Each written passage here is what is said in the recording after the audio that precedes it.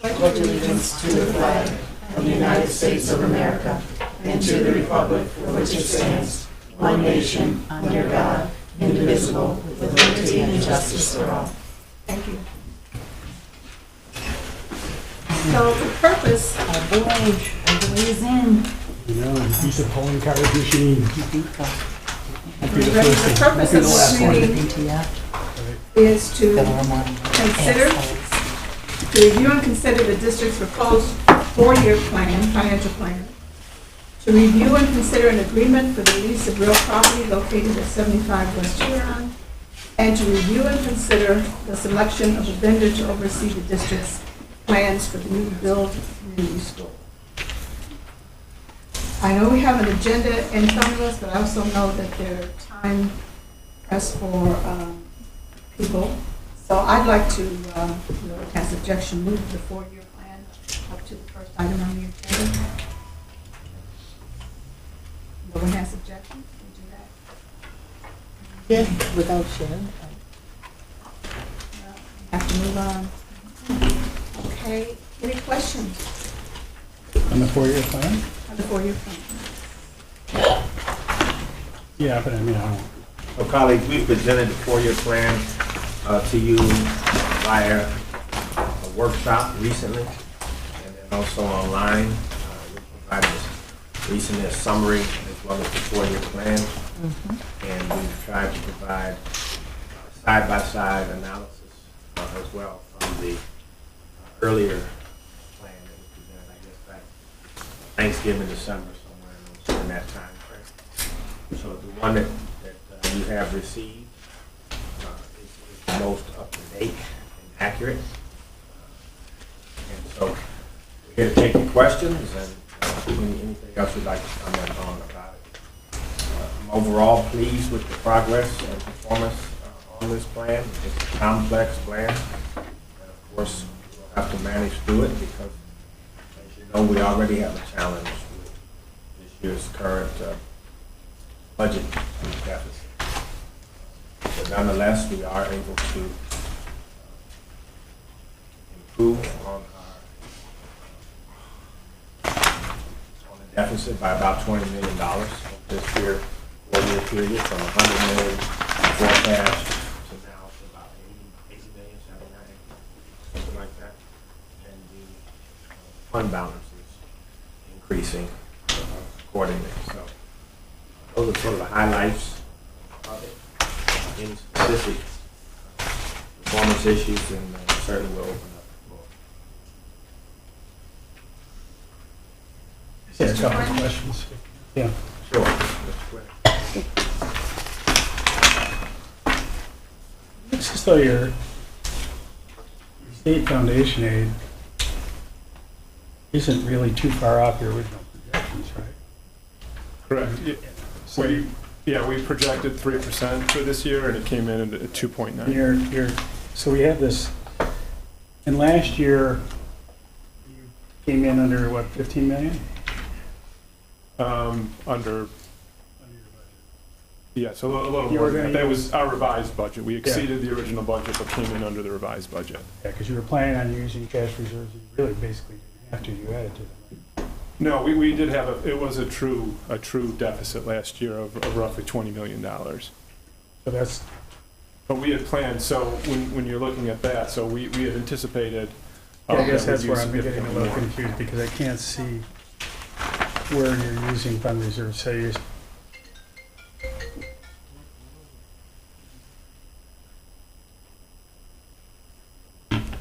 so you use 16.7, is that what you used?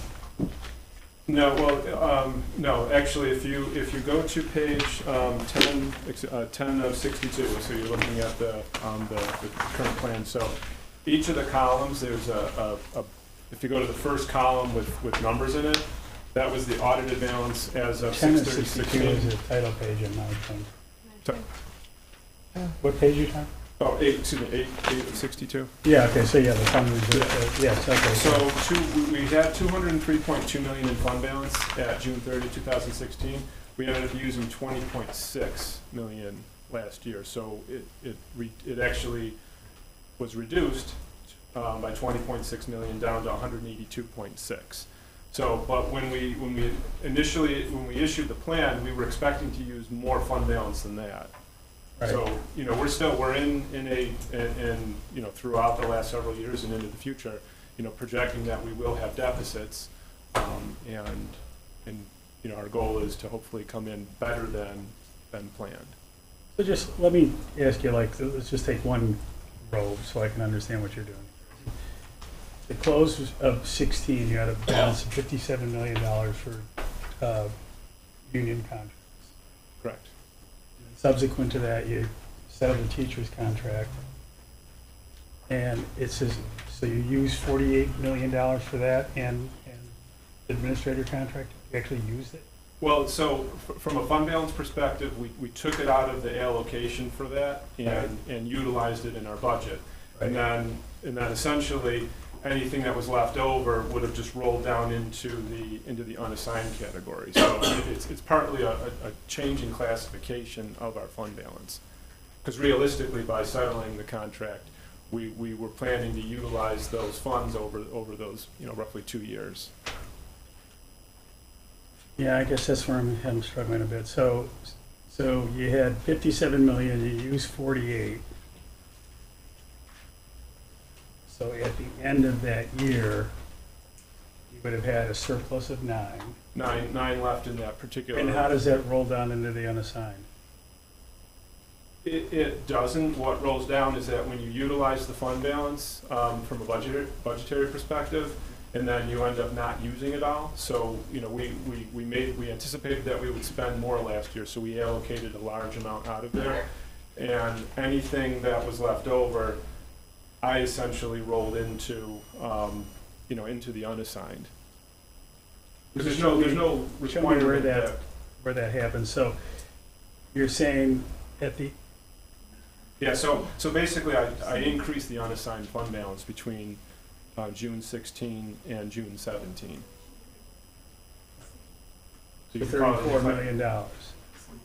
From 15.5 to 17. From when to when? From June 30th, 16, unassigned fund balance. 21.4. No, actually, we have to add up all three.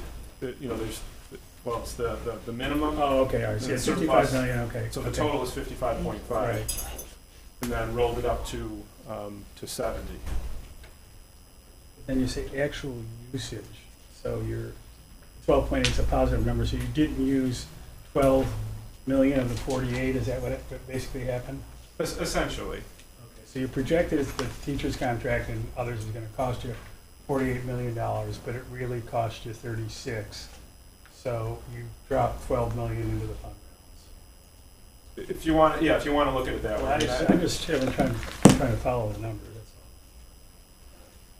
all. Yeah, I mean, we utilized from a budgetary perspective 48.7 million, and left the remainder of 9 in there at the end of the year, and then Right. the differential essentially is in the unassigned fund balance. Okay, because I guess what you're saying is that all 12.8 million didn't come from savings. There's a lot of contracts. There's other things. There's a lot of movement in there. So the amount that you designate for the next year's budget, plus all these other things that they all roll together. And then when we go to 17, 18, you ended up using 16.7 in fund balance, right? Correct. But you had a budget surplus. Okay. So So I mean, it's tricky to follow this, but it's because what I'm getting at is that when you have a projected deficit or surplus, shouldn't you be amending your budget instead of doing it this way? No. I mean, typically, we would amend our budget if we were going to exceed, like we did last year. So when the contract was settled, we changed it. But basically, here I'm showing you what's happening. So essentially, I'm projecting that we're going to use 16.2 million in fund balance during the 17-18 year. That's my projection as of the end of the third quarter. So at the very bottom of that column, 16.2. So that's essentially going to be our deficit for the year. We budgeted 22, So if you look a little bit higher in that orange box, that's basically. That's your what- operating deficit, but you funded it from reserve. That's So correct. you're zeroed out. Right. I mean, we're using, yeah, so anytime you're in a deficit position, so we've used. I understand. So Fund you, balance. okay, and so then this coming year, we haven't used anything yet. Well, balance.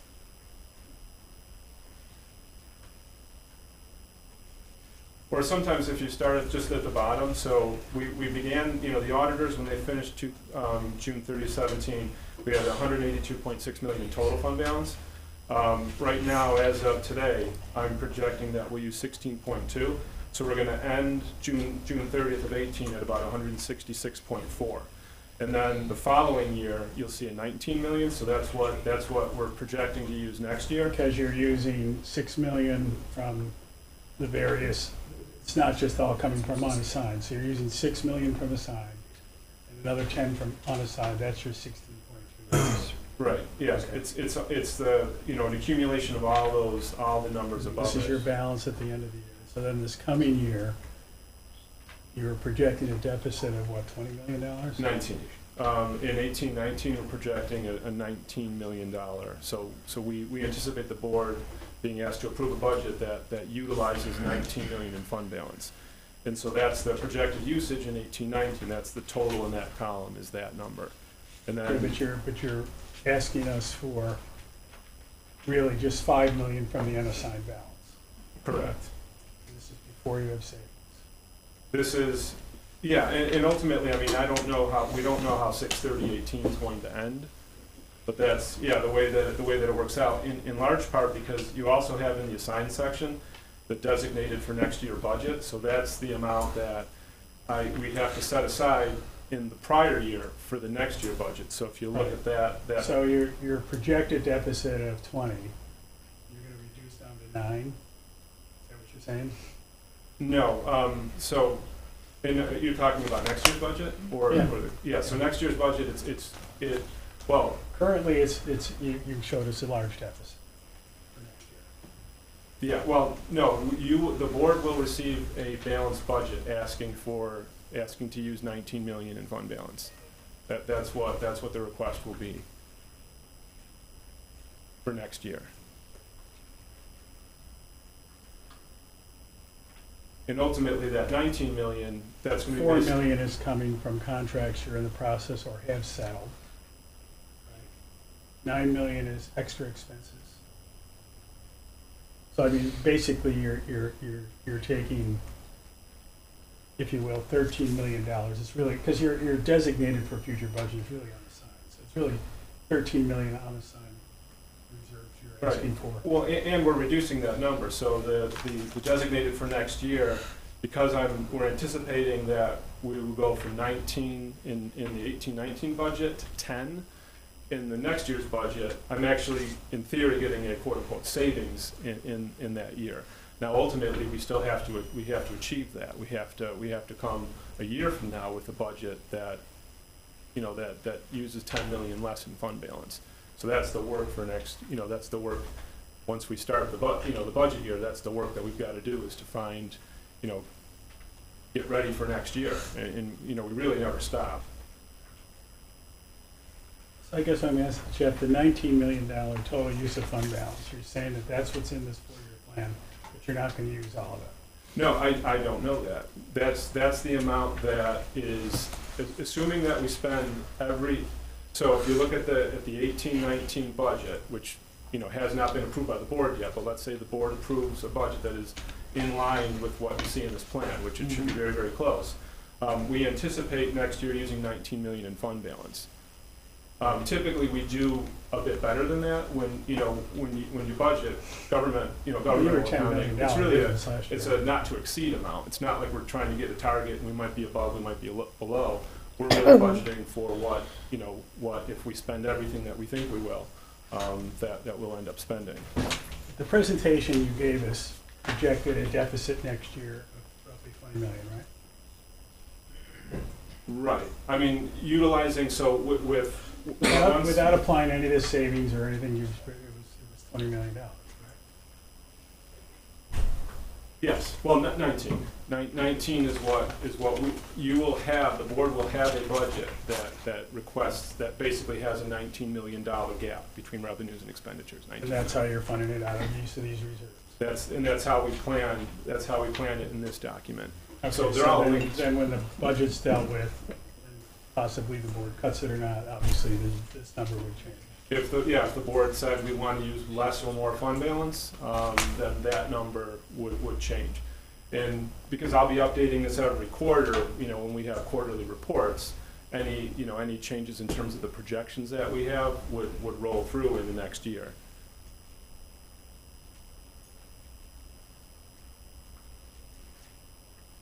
And then you go out to 2021 and you show no usage. And I guess my question is, we've been using, looks like on average 10, 12 million a year, and then you're projecting out your zero use of fund balance. Is that realistic? Well, that is our target. So ultimately, we as a district can't, if you use fund balance every single year, eventually you'd run out of money. You'd run out of reserves. That's why I'm asking the So question. our plan, and we have to execute on this plan, and we're essentially, with the adoption of the 18-19 budget, we'll be about 2 years into it. Obviously, we still have to complete the second year. But it's the plan is to wean ourselves off of this fund balance by, from basically 20 or 19 next year to 10 the following to 0 the year after. We've done close to what we anticipated in the first year of this plan. So but again, we do have to execute on it. That also, it makes an assumption that zeroing out, that state aid formula will increase at a rate of That's what, how correct. much percent? 4%? So foundation aid's projected to grow at 3%.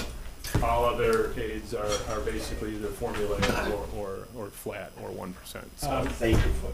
So if the state formula aid were flat any one of those years, what would our deficit be? So if you look at foundation aid growing, say, 20 million a year, Right. if it was flat, you could literally, we could be in a 20 million, you could put a 20 million hole, or 20 million additional deficit on here, if there was no state aid increase in Okay, so foundation aid. if state aid were flat, then we would be in a situation where within 3 years, we would have used all of our reserves, including the mandated ones.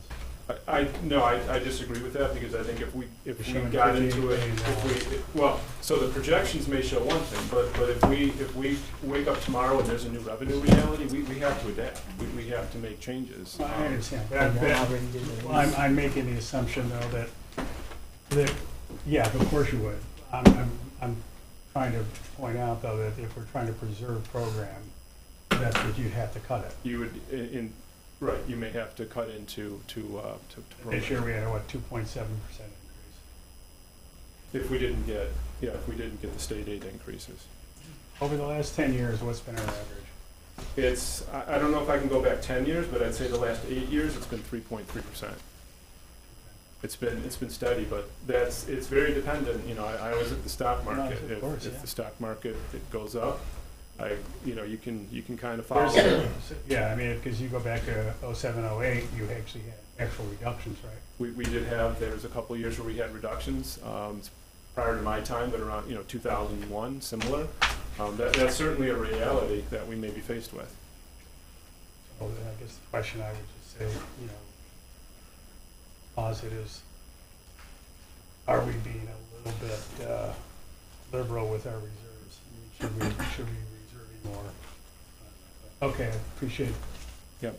Well, we are, so the plan is to wean ourselves off of utilizing it, and that would leave us with a little less than 140 million in reserves, which 140 million gives you a couple of years worth of, if you needed to close a $20 million gap. Yeah, but as you know, the problem with those things is it's a double whammy. The stock market goes down, you get less state aid, and your pension contributions become greater. So they start getting you at every which way you turn.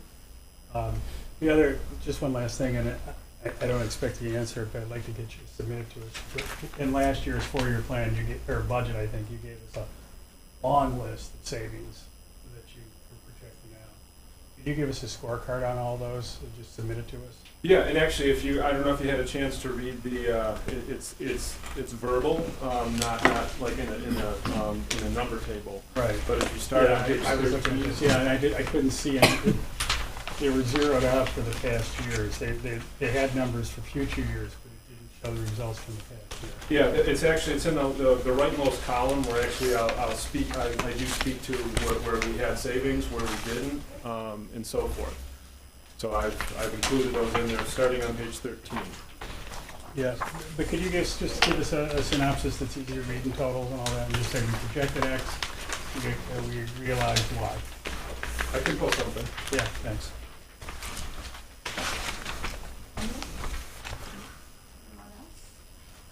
I just had two comments on this budget. This is an overall projection. And for me, the budget is a statement of your priorities and where you put the money where your priorities are. And the priorities should be the children and should be reading teachers and math teachers. So this overall plan doesn't include each of our schools' budgets. So we haven't seen the impact on whether our schools have had to reduce their math teachers to less than a full-time, or reduce their teachers, reading teachers. So for me, the most important part of this budget is school-based budget and the impacts on our schools. Now, if we need to increase the teachers and math teachers, and also our priorities for trauma care would be social workers and some psychologists. If we need to increase that so our schools are not critically or negatively impacted, the question is, you have a lot of different contingency funds. One of them says you have $9 million set in contingencies for contract settlements over the 4 years. You have a few other contingencies which you could probably go over us. But I would like to know if you can give us the details on what are the bases for those contingencies, because as a budget person, we like to overestimate our contingencies, and I'd like to know that those contingencies are realistic, because if we need money for our kids, our priorities, that's pretty much where it's going to have to come from, the contingencies lines, or looking at additional savings as far as if Blue Shield Blue Cross can save more in the pension costs, because for me the priority is going to be looking at what's happening with my schools. The other point that I want to point out or make is that when you put the plan together, you did an across-the-board cut for our schools, and most budget people know that across-the-board cuts are punitive to people who have done a good job. They don't have a lot of fat, so they have very little they can cut, and the departments that haven't done as efficiently, they have fat, so 10% doesn't bother them. They can take that cut. But the other schools who are struggling with a large number of ELLs or special needs kids, if you cut them 10%, you may be taking a hand, arm, or bone off. So we will need to massage this budget to make sure our schools are funded and our students aren't impacted, because that's where the priority should be. Mm-hmm. That's my statement. No, I agree fully, and there were no across-the-board reductions. The schools reductions were based on their classification. So if they were focused, priority, or good standing, and then you gave them all 600,000. That's across the board, right? Not every school. So there are certain schools that have prescribed budgets that have no reductions. And then when you look at the central office, those additionally were not like that. We looked at things like what has the growth been over the last several years? What types of things are in there? Are there things in there that can be reduced, or are there things in there that are mandated, and so forth? So those areas are still being worked at. The schools are still going through their school-based budgets right now. Central office as well. I'll be hopefully meeting with the superintendent tomorrow to go over where we are with a lot of those. And ultimately, those will be incorporated into the budget that the board sees next week. And again, this isn't the budget. This is This the really plan. just guides us as to what the totals in the budget will be.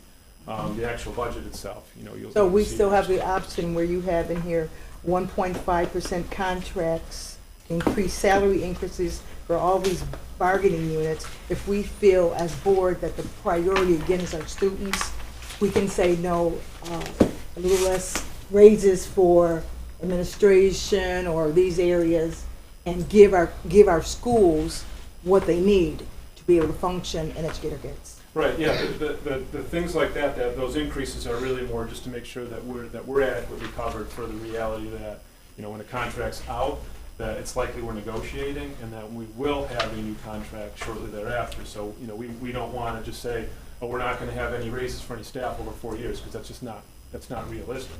Ultimately, those numbers are going to be dependent on a lot of different factors, though. Well, I'm not saying don't include a contingency. What I'm saying is I want to see what it's based on. If it says there's so many persons in the bargaining unit, this is the average salary, and this is the percentage, I want to see what it's based on, because I know from my experience in budget, we put an extra million here or there in contingencies accounts, and we pad those things. And I'd rather make sure we don't give more here in raises and unnecessary contingencies when we actually probably are going to find out very clearly that our schools need more It's clear right now. teachers, Short social answer, workers, yes, et Ms. cetera. Woods. Short answer, yes. Okay. Absolutely. Then, as thoughtful as we can be, education first, our students first, schools first, children first, equity issues and concerns first. All of that has been taken into consideration, but it will be continued to be discussed. We're in a challenging budget year.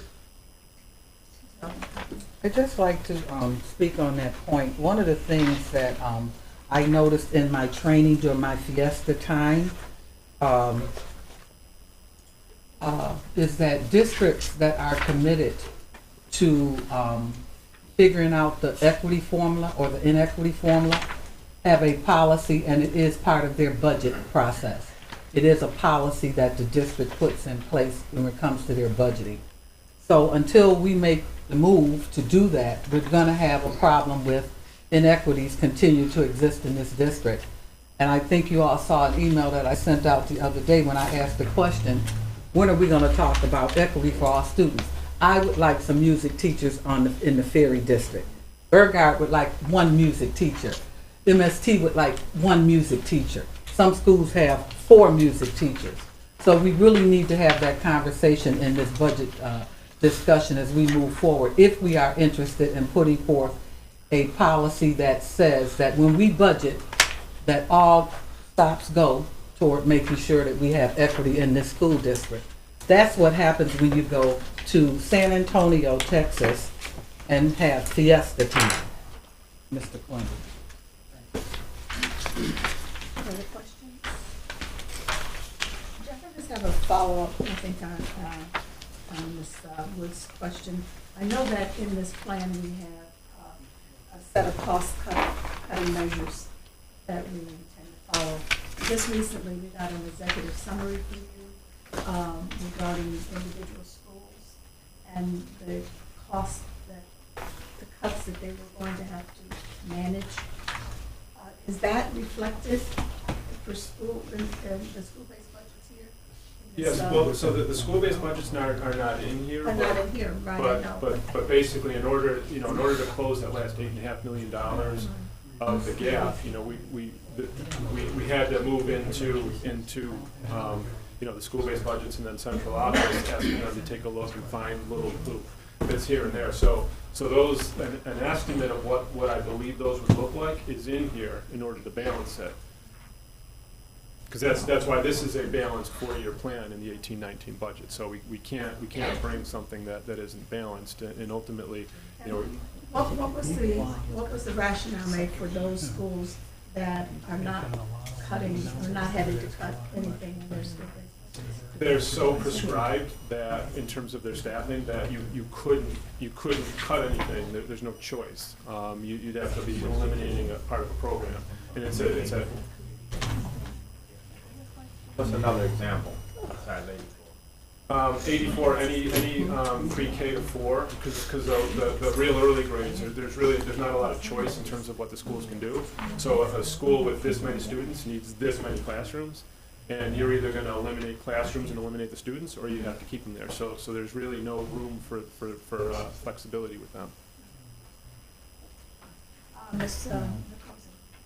So my question is pretty basic around what you just said. If you have, an equal, you're trying to figure out the amount of students per classroom and even all that out, then how do we make up for 120 students that are like being entered into the schools in a 1-year period, and now there's 34, 35 kids in a 5th grade classroom?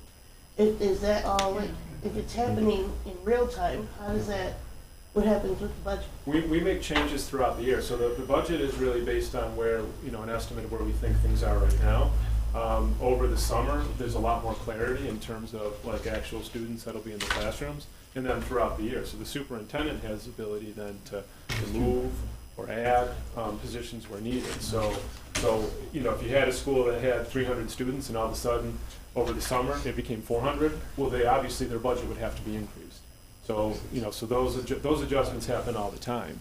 But if it happens like during the school year? During the school year. For example, the hurricane. So we had this influx of students. Yes. Then you also have students that, I told you I was in 30 today, and there's a legit number of students that are being added to that school, and it's in a receivership status right now.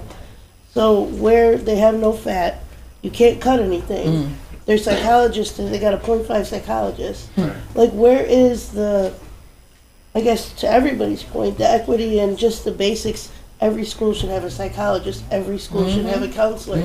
I don't understand the 0.5 in some of my schools and the 3 in others. And I get that the budget, the budget is worked out by the SBN, whatever. Yes, BT. Yeah, I'm so sorry. With the, So that particular group, but we should set a standard that it should be across the board. You have these positions, and the contingencies that are holding on to whether or not, staff gets a raise. I'm not thinking about that. I'm thinking about where's the psychologist and this trauma-informed care that we're now focusing on in every No, school. I agree with that. So- Now, let's don't say that it's staff getting a raise. What it is 10. We got 10. Right, and okay, I got how They that come sounded. at us. I'm saying like Sometimes in the that. middle of the year, you'll tell us, I want you to settle for the union, We got to make priorities every year. That's why this evaluation piece, at some point, you got to get it right, because I can't solve all these issues and problems in the middle of the year as we go through the year. You got to have priorities, you got to say what you want, and you got to let me manage to that. And so this is an example. If you want equity, then you got to get a policy around that. You got to say it's a priority, and then you're going to see me manage to it. But then you can't say, but I want all these other 8 unions solved this year too. Right. And so that's where we are with this. I'm with you. Now, last year, I added 100 positions to the district that were unbudgeted. 100. And 100 was to deal with ELL growth and special ed that was coming up and out of the woodwork every which way.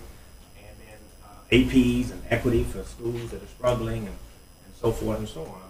Working now on an initiative with funding from hopefully funders and foundations to have instrumental music teachers and programs in every school. Trying to go outside of O&M, because O&M can't afford it right now to do all of that. But then you get into guidance counselors and social workers and all of these other needs that are out there. But it's millions and millions and billions of dollars in cost. So we need to figure out what is the minimum? What should every school have? And I've tried to equalize it in the years that I've been here, but then when the year is over, it gets reset by formula. See, that's kind of what the schools are working with now, trying to reset with the formula. It's not really even a whole position. It's like 20 to 40,000 for a high priority school. It's 60,000 for a focus school, and it's 100,000 for a school of good standing. And again, that's just trying to get this 3.6. And then Central, which really doesn't have it, we're gonna be down, pretty down to the bone there, we're trying to get another 3.6 out of Central to try to say, well, if you're asking this for the schools, we see what we can do. But it's not really, equal, so we're gonna try to listen to the issue of schools, and they always need, we have extraordinary needs schools. We don't have enough money for the needs. That's what's hard for people to wrap their head around, because all I hear, even from teachers union president, is, a $1.6 billion budget. How come they don't have enough money? Well, when you look at where the money goes and what it funds, you don't have enough money to meet the needs of the children. So we need to have that conversation. I agree. I think the priorities conversation needs to be had, and it needs to be I don't care if it's a survey or what, but what is a priority in the school? And right now, it just seems as though we talk so much about how we're really going to focus on the whole child, but we don't have the social work, the psychologists in place for that. We don't have that. So if that's, not priority, and guidance counselors, since I've been going to school, guidance counselors help really guide lives here, and we don't have that. And We have it, but we don't have enough. that's my point. So we need to figure out priorities, and really, I don't know, I guess I assume they were in place.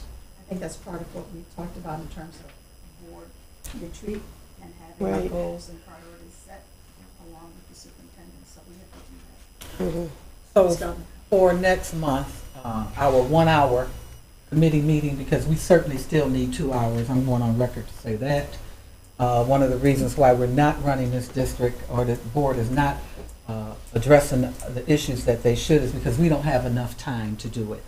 And because of that, I've relinquished my time for our next committee, my next executive affairs committee for budgeting for finance and ops. So I will not have one, but the following month we will pick up the subject of equity in this district and talking about moving forward with the policy for the following year. Because in order to fix the problems, we really need to balance this and make it even. And if you have schools that have as many as 5 or 4 music teachers and schools that don't have any, certainly, there's some inequities that exist, and we need to address those as a board. And in fairness to the needs of the children, okay, we should be addressing the high needs children first. Okay, that's only fair.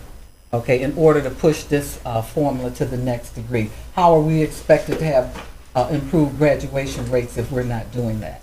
It's just not going to happen on its own. So I'll be bringing that up in my June committee, and I welcome anyone to come in and be a part of that discussion. More questions on the point? Just a comment that I want to make is that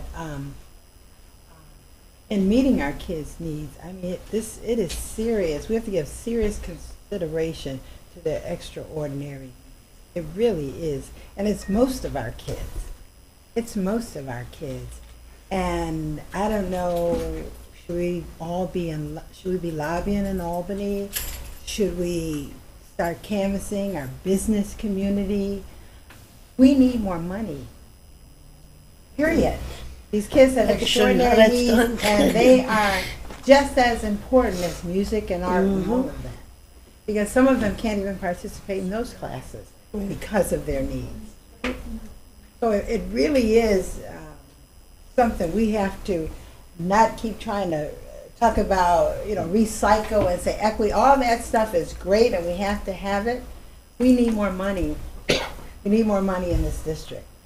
And we've got to figure out as a board, if we're really advocating for all of our students, how we're going to get that done. Who should we be talking to every week, every day? This is how you eradicate equity. You got to go to folk and legislators and state folks and wherever, federal folks, and we have to advocate for our children. Versus sitting here and keep, milling over the same thing in these tough budgets and just, why can't we do this and this school needs that? We don't have enough to take care of our children in this district. And we need to stand on that and be really serious about changing that. I mean, that's got to be our biggest issue here. Or we're going to just have these same conversations, and we're all right. We are all right about equity and what needs to happen in these school-based budgets. We don't have the funds to give those schools to really give them a real budget to deal with. And that's just the truth of the matter. Well, while we're dealing with realistically what we do have, we have a responsibility to fund our priorities. And we just did a survey saying we have a number of children, increasing number of children considering suicide. So if that doesn't push mental health counselors to a higher level of priority, and if we can't fund it in this item, then we need to get community mental health agencies to fund it, because we don't have the option of saying, oh, we can't put a counselor or mental health person there. We need to know that the schools have these important items funded from however we have to fund them. Or But provided. again, yeah, provided, but the bottom line is, Yeah. we gotta look at what is our priority. And for me, I have several schools who are saying they don't, and I wanna see their budgets, they're not gonna have a full-time, math teacher that they need and a full-time, reading teacher, and those are critical priorities, and, because education is first, Right. then the mental health, and I'm just saying, of the Nobody's pot we taking have, no we've two- got two to say, this factors. is what's Thank you. most important. Nobody's taking two And I think factors. stopping kids from committing suicide is a very high priority. Well, let's not forget that these students, if I may, are also citizens of a city, of a state, of a country, right? More has to come from them as well. I mean, more has to come. How do you even set priorities consciously with all the depth of extraordinary needs our children have? Priority over what? All of their needs are a priority for every single child, every single family. But they're also, as well as a student in Buffalo Public School District, they are citizens. Their families are citizens in a city, in a state, in the United States of America. And we need to think about how we're advocating for them, and we need to think about our approach. Well, I want to ask a question about page 23 of 62, item number 21. It says for facility closure, school 86, and it says moving adult ed into OTC space as part of a larger reorganization. Can you give us the page number again? Page 23. 23, item 21. That is the one, that's the originally adopted plan from last June as well. So, and again, that was something put on the table as an option, looking at facilities.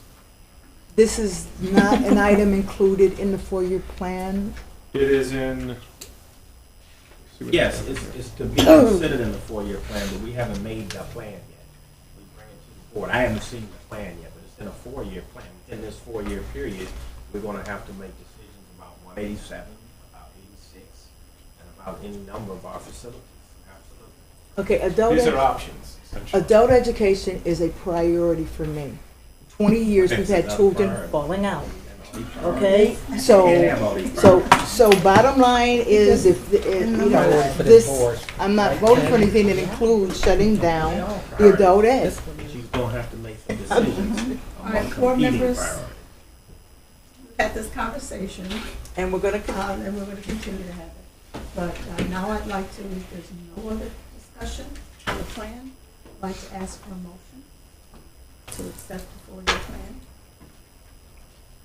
Plan, colleagues. Moved by Ms. Pierce. Second. Second by Ms. J. What is the roll call vote? Yes, Madam President, this is Dalton Cotman. Yes. Dr. Harris-Tig, Yes. Ms. J, Yes. Ms. McCosey, Yes. Ms. Pierce, Yes. Mr. Quinn, Yes. Ms. Woods, yes. and President Everett. Yes. The four-year plan has been accepted. I indicated that Dr. Flanagan would not be able to be at this meeting. She had a family emergency at the last minute, so I have a motion to excuse her. Moved by Ms. Buckles, second by Dr. Harris. All in favor?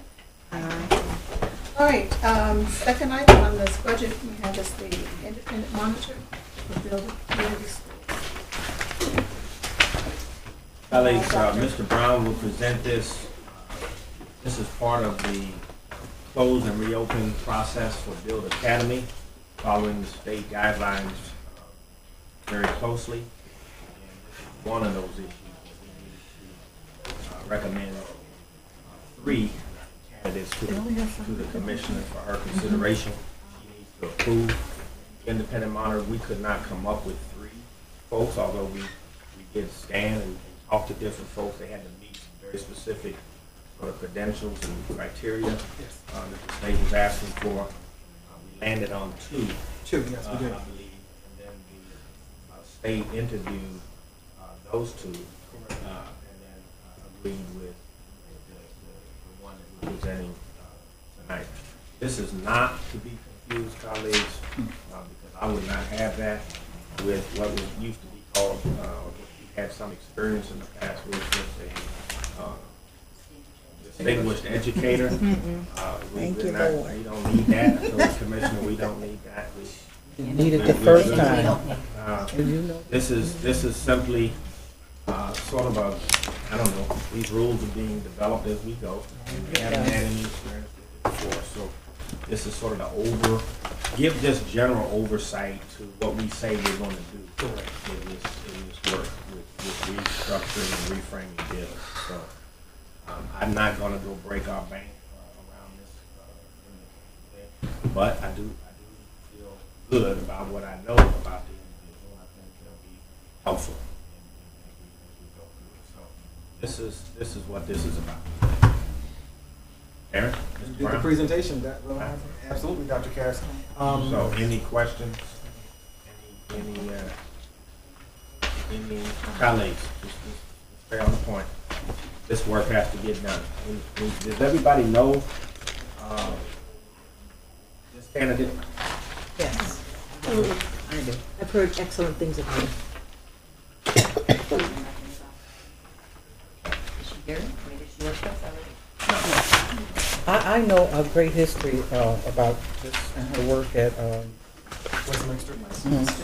but We want colleagues, let me just say this, we can go into executive session for this. Within fairness to the individual, I would be cognizant of remarks in public.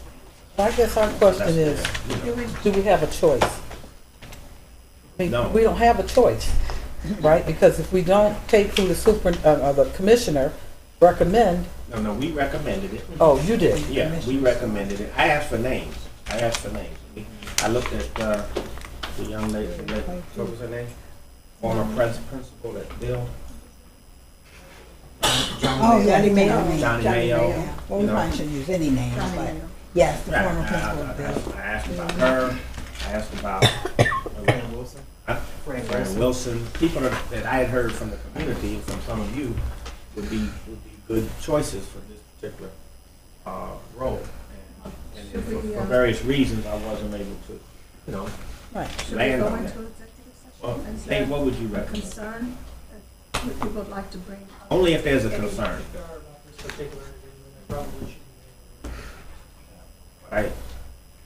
If there isn't, then we can have no Our discussion. concerns are, want to have a discussion about this particular Well, she's a consultant, so it's not an employee relationship. It's like if we were hiring any outside vendor. I don't know that it's actually protected by executive committee, quite frankly. It is. Talk about a consultant.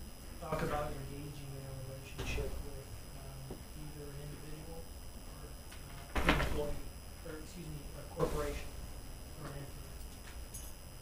We talk about these companies all the time. No, I'm saying, I'm open, I'm fine with it I open. mean, I'm okay with But it. I'm just if saying. anybody's gonna say anything disparaging, I just think it's not fair to the individual. That I would want to have an executive session. I did ask if that was covered, just as you're talking about. Okay, but I mean, she's a public entity. You can talk about her, whether you want her or not,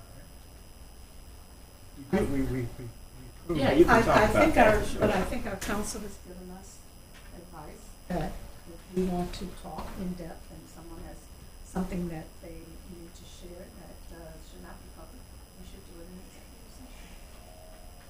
Listen to our council. It's the same with Emerson, you can talk about it open, or you can talk about it in executive session because of the nature of entering into a Lease agreement. lease Correct. agreement. My only question is not about her person. I always have a problem with consultants because you know, they're not there every day, and this is a school that needs a major turnaround, needs daily work. Is she going to commit to being in the school every day? But you have, if you do look at the scope of work, Right. her scope of work is not consultant in the general sense. It's consultant as an overseer that we're implementing the plan that we're doing. So it does not require that she be there every day. There will be some Well, associate if you look at superintendent. the things that you're asking her to do and build team and leadership and stuff, I don't know how she does that without being in the school. No, she will be in the school sometime. It's just not an everyday thing. It's not expected that they will be there every day. Ms. Pierce? and then- I'm sorry. So can I direct my questions to Dr. Ms. Brown? So I kind of have a problem with the fact that Commissioner Ilya is slamming this down our throats. And, like, why? I think we're capable of handling this in the district ourselves. But Why the are we paying $90,000? To Commissioner Ilya's credit, when we were given a distinguished educator, we had no choice, right? We had no choice. That person was appointed, we had to take it, period. With the independent monitor, we were able to select individuals that we supplied to the commissioner, saying that we would be able to work with any of them. Then she did interviews. The independent monitor is part of the regulation to do their closure and reopen of the school. So it's either, and this was part what we decided, the closure and reopen, as opposed to having an independent receiver take over the school. Take over the completely. entire school. But to Patty's question, I think I'm hearing a little different piece to Patty's question. Okay, I I'm sorry. think it's a fair question. Can How I many- add to that before you respond? Because Okay. because Okay, sure. it's part of what Patty's asking too. The commissioner is requiring us to pay this money, which we had to do with the independent receiver. The independent receiver, however, had a responsibility to the board. Distinguished educators. The distinguished Correct. educator, independent receiver, okay. You don't want Distinguished- that. I don't want that either. Had a responsibility to report to the board. The relationship really didn't get, defined well enough. That was part of the problem as well. But I don't see anything here in this resolution that requires that this monitor have any communication or has any responsibility to the board. So, no, Well, I'm talking about communication, Well, responsibility. So I want to raise that as part of what we should discuss. And I concur with that, and I spoke with Darren Brown this afternoon about the same thing. But really, the only communication the distinguished educator had is sort of we pushed in the EPO and that EPO liaison and sort of forced her to come in and give us something sometime, and that we would get to see it, that it wouldn't just go to just the superintendent and just the state as if we're just here playing cards. So, and I suggested to Darren Brown just today that I think we need that same structure, that EPO liaison or what have you, that we can monitor as well, monitor what's going out, how we're doing some work. And I'm willing to do that. I'm still the EPO with 80, which they're in their last year of that, and we did it for 6. But that's, to me, is a structure to make sure, to ensure that the board gets information, understand what's going on as part of the conversation, and that we're not an afterthought. So I would recommend adding that to this, yeah. And, after looking at this, I really was looking for the word. I've been looking at words all afternoon because I wanted to say basically that it doesn't matter as a board member in this situation whether I vote or not. It's a catch-22. If we don't vote her in, the commissioner can do what she wants to do. And if we vote her in, it's not a reflection on the person, it's a reflection on the process. We are elected to represent people, okay? And we are systematically seeing our ability being taken away from us under the new request from the governor in regards to the individual budgets for each school. You're starting to see that.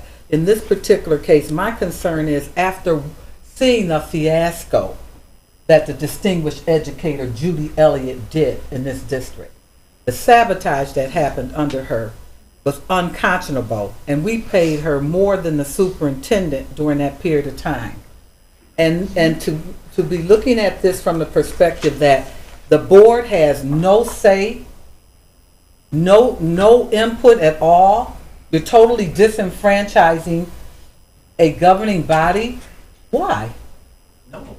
Well, absolutely. This is total disenfranchisement under this receivership guideline. It certainly is. Okay, because I don't understand how the legislators put this together and did not put in an additional piece that when step 1 doesn't work, we go into step 2, and step 2 should at least include the board again. That one should include the board. Absolutely. I agree with you. So when you sit here and we have to vote, it's almost like my arm is being tied behind my back because I don't want Bill to close. So I have to do what the commissioner wants, but at the end of the day, this isn't a reflection on the person, it's a reflection on the process. And this needs to be changed, okay? And we should be able to know what's going on and the decisions that are being made in that school building.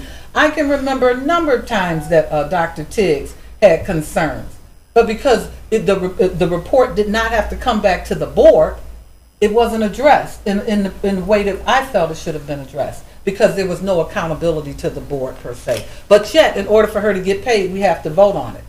Hello, that's catch-22. My arms are tied behind my back. I'll just say this, I don't know that we've ever To the not commissioner. been transparent with the board about any of the schools, receivership or not. I don't know that we have not been transparent.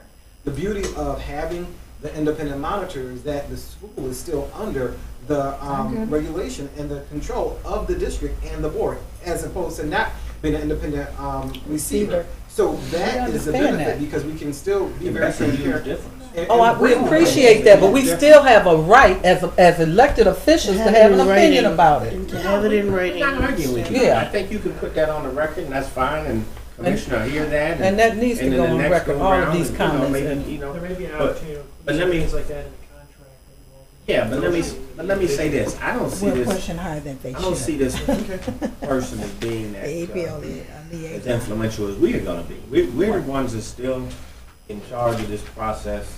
I'm involving board members, you know, all along the board, every step of the way, from the hiring of the principal to the hiring of the teachers, the rehiring of staff, to the curricular decisions that'll be made. You have community the partner, students, everybody's community, involved. everything. You know, any board member that wants to be involved can be involved. But what's her purpose then? That- Well, if all the work is being done by the staff, why are we spending another $90,000 when we've got to cut people, Now we've got to cut Now, staff? that's a reason. And students are not getting the resources That's that they should get. That's I don't understand this mentality. It's the first line That's of a the scope reasonable of work question. says that.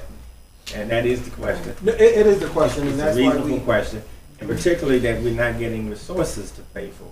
That's I right. think, I'm not pleased with And the an already expenditure of depressed- it. I don't think it's a warranted expenditure. I don't think it's I a don't. warranted expenditure either. Ms. J? But you did. So, just so I'm clear, and I think the question was asked early on, we don't have a choice, correct? We've been ordered by the commissioner to do this? Yes. because So we we're have a- just we making have our the worst objection, school in the state, according to. so our Of course, I've objection, been around, but don't believe that. Nonetheless, it is. I've been to Brooklyn, I've been to the Bronx, I've been to all throughout the Queens. Rochester. And I can tell you, there's some worse schools than Bill.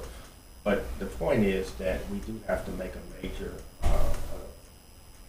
change at the school. We're fully engaged in the work, and we're really just following the steps. We're following the process that has been laid out by the state under this option. This is one of 3 options that we had. And I'm really excited about the partners that we have. We're bringing together a lot of partners to help us with this. I mean, That's where the I real was work just is. doing some research, you know, as you all were talking, because I wasn't familiar with Linda Elliott. And I am not familiar with Ms. Minor Reagan either, or Dr. Minor Reagan. Corrected myself. Oh, I know you didn't. But it appears that she is local and involved in our community, and Ms. Elliott was not local. So maybe, perhaps that might be a defining difference. She was local. Yeah, she grew Oh. up in Is Kenmore. that right? Yes, she Okay. did. But I think She that, hadn't been locally Right. situated for long.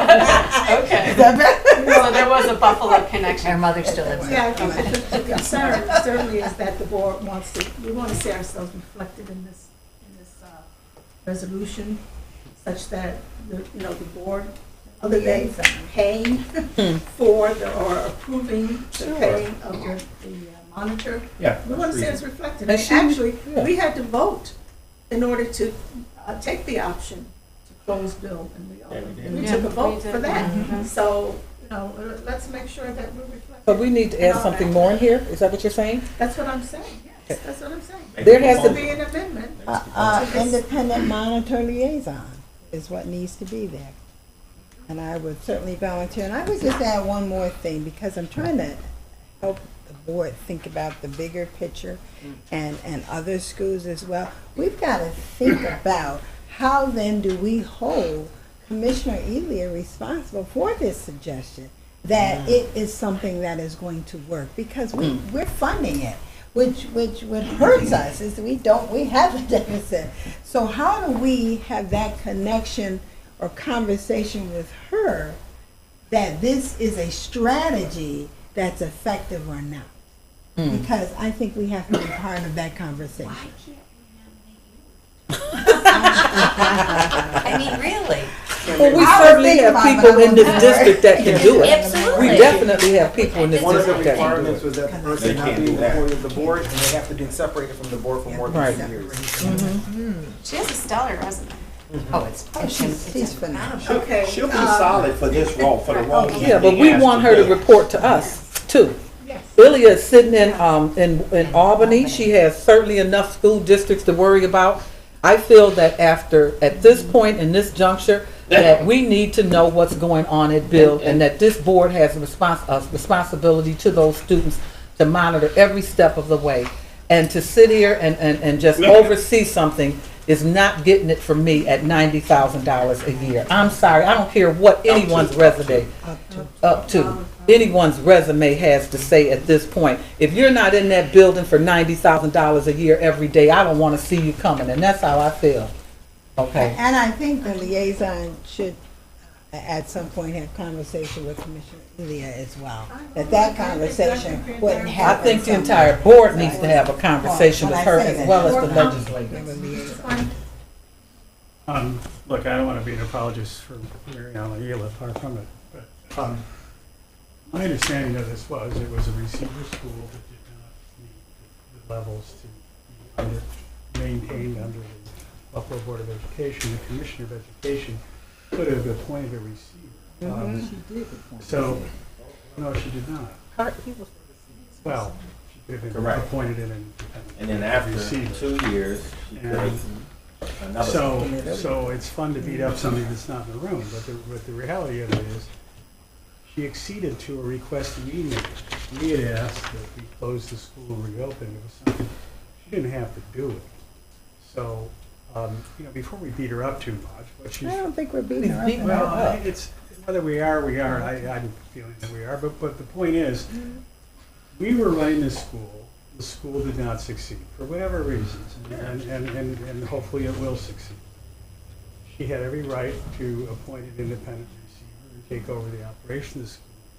She acceded to our request that we open and close the school and reopen it with the new beds code, so she accommodated us. I don't want to pay $90,000 to anybody either. I do know Ms. Minor Reagan. I think she's a very high-quality individual. I have no problem with her. I do have problems with consultants who are in operating roles. When a consultant comes in and writes a strategy for you, that's fine. When they're responsible for day-to-day operating, I have real problems when they're not in the locale every day. I mean, it just, from my experience, it doesn't work. It just doesn't. So I just want to set the record straight. Mary Ellen Elia isn't doing something to us. She's actually accepting our recommendation. I think within the law, she needs this to happen. So I would ask, I'm okay with, she should report to, not report, but she should keep us informed. And I strongly, if she's going to be team building, she should be in that school for $90,000 a year. She should be there every day. That's my feeling. I don't think that's going to Is happen. somebody going to make an It's not amendment? gonna I happen. have to It's leave. not going to happen. I'm being installed as the commander. All right. The Legion. At Congratulations. 6:30, and I need to actually get there. So I'm in favor of the amendment that somehow a clause goes in there to report to us. You got enough people to vote. Finish your amendment. you have another question? Well, the amendment is going to be to, Independent how do I point, monitor to have a, Liaison. a liaison. I call it liaison, independent East District. monitor Can we say liaison. the East District, board representative will act as a liaison with your consent? And let's keep in mind that at one point, Judy Elliott had only given us 800 hours in this district and walked away with So we need to vote on the $270,000. amendment That's the job. first. There is an amendment on the table. Keep that in mind, we need the president. I'm sorry. It The doesn't amendment matter, that's it's being- been burnt one time before. Yes, The I amendment second the that's- amendment. Well, the amendment on the table is to appoint the East District representative of the Board of Education as the liaison to To To the independent monitor. independent the monitor. independent monitor. Yes. Yes. Is there a second motion? Is there a second? Second, Ms. Nicole.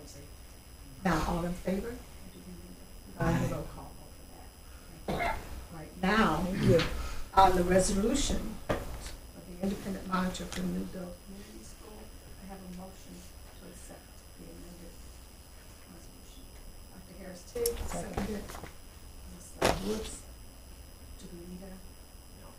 You don't need that. All in favor? Aye. Aye. Opposed? Opposed, Ms. Dalton Cotton. I like to state for the record, it's the principal. It's based on the principal. PLE? However you want to spell it. No, it's a difference. Oh, stop. Yeah, the PLE. We don't have a PA. All right, thank you. We still have another item on the agenda, which will probably generate a lot of conversation, and that has to do I'm with the recusing myself from that, so I'm yes, gonna. the resolution for lease of real property located at 75 West Drive. It's this. Yeah, okay. Yeah, I did. But that's, I don't care. There should no, be nothing, 4%. should be nothing standard about this lease. Lunch. I gave it to Darren. Okay.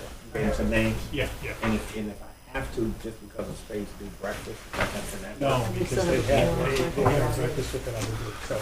I may have to find a place, like a business that can help. Yeah, and I can help you with that if you need to find a place. Yeah. Okay, Okay. Thank you. I'm not who's going to present on? Colleagues. I won't be here. All right, young lady. Congratulations. Okay, colleagues, we have a serious matter before us. We worked hard to bring it to this point. We know what it is. It's the new Emerson High School. Staff has done a stellar job to get us to here. It's a very fair lease. It's a sound lease. We're here to answer any questions you may have. Mark Croce has offered to meet with any of you individually. I asked him to come tonight, but he had his reasons, and I thought it was a fair compromise that he wanted to meet with any of you. If you have any questions about anything, and I think we have a representative here, do we not, colleagues? Yes. Okay, so a lawyer is here representing, I guess, Mr. Croce and or McGuire, or both? I've been involved in the negotiation of the project from the beginning, and Okay. I'm very familiar with the property. Okay, so he's here to answer any questions So you what may is his have. name? Robert Knorr, K-N-O-E-R. Robert North. So Nate, if you could just present sort of your own way, overview of how we got to here. And we are asking for the board to thoughtfully consider this lease proposal and vote for us to execute it. But could you bring us in your own good way as general counsel, having worked firsthand with it, give us your summary? Yeah, so as you all recall, after the first project and the appointment of the initial developer, which was Crow Group, the board terminated its relationship with the Crow Group. A new RFP was issued, and there were 5 responses to that RFP, one of which was the McGuire Group for the property that's located at 75 West Huron. And the responses to the RFP were sent to the district and provided, I think, in February of 2017.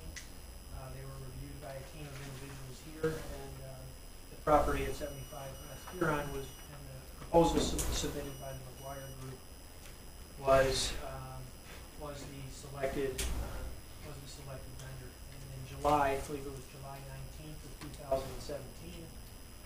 This board had approved the selection of the property, and the McGuire Group and the property at 75 West Huron as the preferred developer, and directed the superintendent to engage in a designated developer agreement, which would include the negotiation of a lease for the property located at 75 West Huron. Subsequent to that approval, the superintendent and staff, myself, Mr. Giuliani, Dr. Everly, had negotiated a designated developer agreement, which included a number of different milestones of things the developer had to provide to the district, which included demonstration that they own the property, proof of financial wherewithal to complete this project, plans to complete the project, and most importantly for this meeting is the negotiation of the lease. We started lease negotiations, I believe it was probably August to September of 2017, and both parties negotiated in good faith. They bargained hard, and we came up with what we believe to be a tentative lease to present to this board, which we believe are acceptable terms, and we recommend that the board approve this lease tonight. And the lease covers a period of 15 years, which we expect to commence sometime around December 31 of 2019. That will be the expected completion date of this project. The approximate cost of the lease over the term of 15 years is about $46 million in rent, of which 68% of that will be reimbursed through what's called MCA, that's called Maximum Cost Allowance, which the district can utilize. I think, what is it, Joe, $30.5 million that the state had approved? Correct. Maximum cost allowance, so the district can use that maximum cost allowance through the until it runs out, and then the district is on the hook throughout the O&M fund to pay the remainder. The MCA gets the district through about 10 and a half years of this lease, and then the remainder is on the table. Now, there are additional opportunities to reduce the rental rate, one which is the obtainance of historical tax credits. Now, initially, when we first started negotiating, there really was not any certainty as to whether, or any money on the table, a certain amount of money for the historical tax credits. And through bargaining, we have now obtained a guaranteed $200,000, which we're attaching to the historical tax credits, but we get that $200,000 as a rent rebate, whether we get the historical tax credits or not.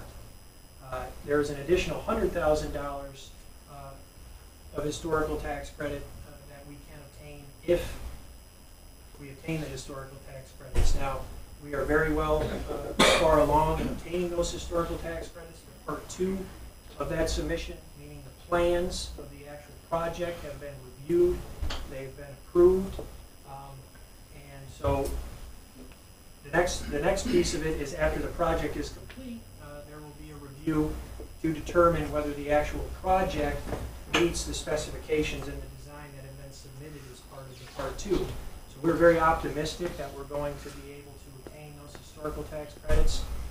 There are additional credits that have been obtained through the ECIDA and the provision through a mixed-use facility. And so there is a 613 square foot apartment that is separate and apart from the facility. There is no access to the actual school building from the 613 square foot apartment. And it's separately metered for utilities. So the district is not paying for the utilities. Now, I know that there has been some concern about potential renters for that apartment, so one thing we did to protect the district's interest is a right of first refusal in the lease agreement. So if the apartment is put on the market and the landlord has an interested or a willing tenant for that, then we can step in, they will notify us, then we have a certain period of time in which to say, we would like to rent that apartment for the value in which you're renting it. So that protects us as well. In addition to those tax incentives that have been received through this project, there is additional opportunity. Now, the district gets a certain amount of money for FF&E, which is furnitures and fixtures, and TI, which TI is usually for the tenant improvement allowance, correct, Joe? And if the district, we have, through this lease, a lot of oversight over this project on how the money is being spent. Joe, Paul McDonald, Dr. Everly, and their team are working with the developer every week, I believe, correct? And going to design meetings, working on how the TI and the FF&E is going to be expensed. We feel that that we will be able to, through strict management of this project, not to get up to the amount that's been allotted, which at the end of the project then will be returned to the district in terms of an additional rental reduction. So that's really the crux of the project. It's critical that the board take a vote on this tonight because the developer is waiting in wings to start the project, start building, and every day that goes by, it pushes the project back even further. So it's important that we bring this to you tonight for your consideration. And on that, if you have any questions in regard to, there was also, I want to point this out because this issue was raised about MBE, requirements, and we worked with the developer. There was nothing in the lease in regard to that issue. I did send to the board. We worked with the developer on a policy that will be attached to the lease in regard to planning for including advertising and recruiting MBE, WBE businesses, keeping in mind that we also need to make sure this project moves along and that we get the most qualified, available, and cost effective vendors for this project as well. And the developer is also going to report upon request on our progress toward meeting district goals in relation to MBE requirements. And I've been talking with them. I know that the Curtis Hotel, I don't know, Bob, if you want to state more on that point, but the Curtis Hotel also had endeavors on MBE, goals. And my understanding is they were very successful in reaching those goals. So if you want to say anything on that point that may be helpful, Sure. I'll leave that open to you, and then we can open it to the board for any further questions. We had, the Curtis Hotel, as you know, is a large project, and we had some development benefits that required goals. Yes. We didn't consider them as goals or aspirations. We wanted to meet them, and we did. We met them and we exceeded them, frankly. In fact, Mayor Brown, as part of those, asked us to increase some of those goals, and we did. And we still met them. Provided some information to Nate today.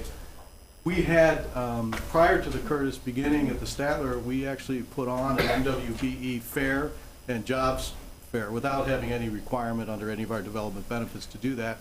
We had about 70 participants that came to that fair and participated. We look at the MWBE point not as an obstacle but as an opportunity because frankly in today's market out there it's hard to find people and it helps our bidding prospect the more people we have that can do the work. So we don't shy away from MWBE. We don't ask to be excused from it. I've been doing this work for 25 years and we've never asked to be excused from any MWBE requirements. So that's not something that's a big hurdle for us. And lastly, Could you share with us what your goals were? You said you were very successful. It was 23%, and I'd have to go back to break that down. I think it was 10 and 13, but it was 23% overall. It is a standard. The IDA has standards, and then the mayor asked us if we would be willing to increase those. And I did provide some information to Nate today. We had to report at the end of the project on those, and that they track them as you go forward. Okay, and just help to know Sure. precisely.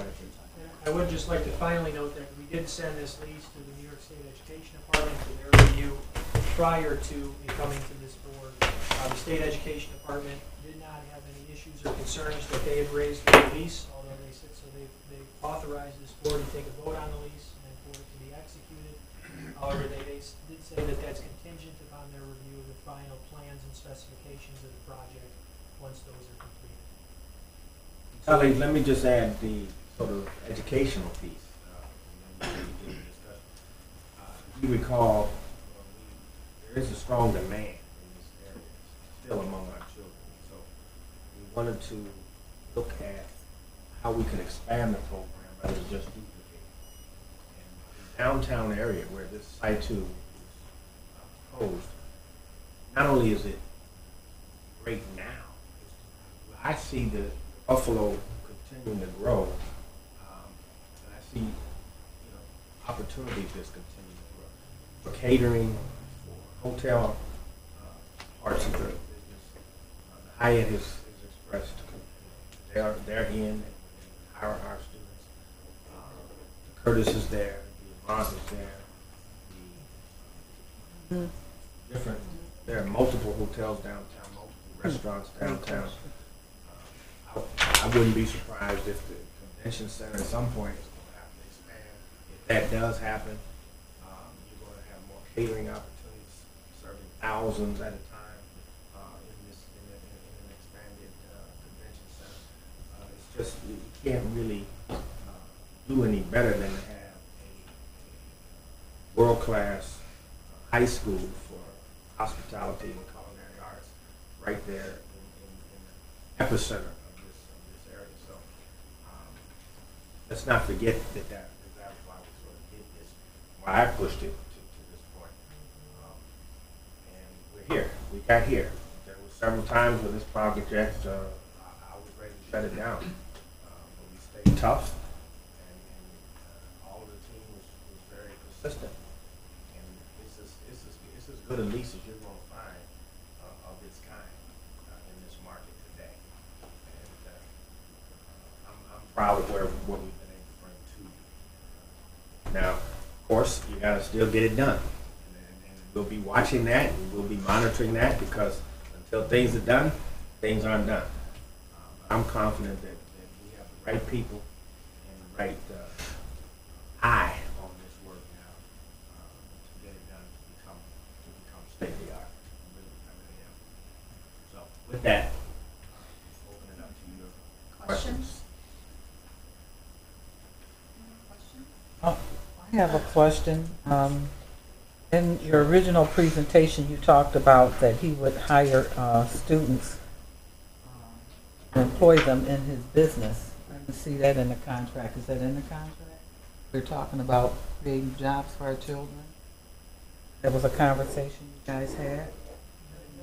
Well, what I think we talked about was that all of the opportunity around this location, which includes New Era Cap, which includes Delaware North, which includes all the other hotels that are in that and restaurants that are in that immediate vicinity, and that Mr. Croce, who owns the Curtis Hotel, which is right next door, expressed not only a need but an interest in having qualified people, including students, come and work for it. They have a need for people in this field, in this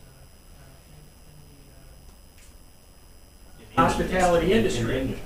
To get in. He did voice that as well. That top 20 in any given field, top 20% of kids that could stand. He'd be happy in his catering side of his business, in the hotel side of his business, front and back end of the house. He's expressed that to me. So another question is, so the way that this is structured, will we be able to do catering? Will we be able to have in-house conferences and things? Will we be able to rent space in this building to people who want to utilize our services? That's a good point. There is nothing prohibiting us from doing that, so long as it's in accordance with the board policy around. Do we have a conference room there? As you asked the question, yes, the gymnasium can be used as a conference room. Paul, I don't know if you want to say more. We also have 2 banquet rooms in there that are divisible, that can be made into one conference room. And one of the things we're looking for is the need for even like continuing education classes, which professionals offer, whether it's architects, attorneys, doctors. That space is needed downtown, so we're having all the audiovisual there. Plus, we have the opportunity to feed the people that are going in there. If we do have a large event, we have the gymnasium. And the nice thing about the placement of the gymnasium, it's directly adjacent to the new cafeteria, which can spill out. So we have thousands of square feet for the opportunity for anything from a small catering thing to a very, very large for hundreds of people. Good. So with the gymnasium, how many